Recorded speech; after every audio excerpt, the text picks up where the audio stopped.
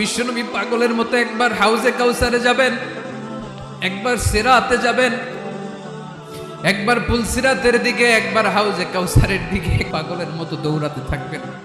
তার কোনো গুনাহগার উম্মত যাতে জাহান্নামে ঢুকে না যায়, সেদিন কেউ সুপারিশ করতে পারবে না বিশ্বনবী ছাড়া।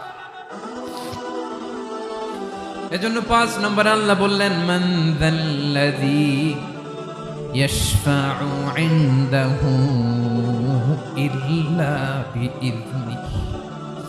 কার সাহস আছে, কার এত বড় বুকের পাটা কিয়ামতের কঠিন দিন আল্লাহর সামনে দাঁড়িয়ে সুপারিশ করবে?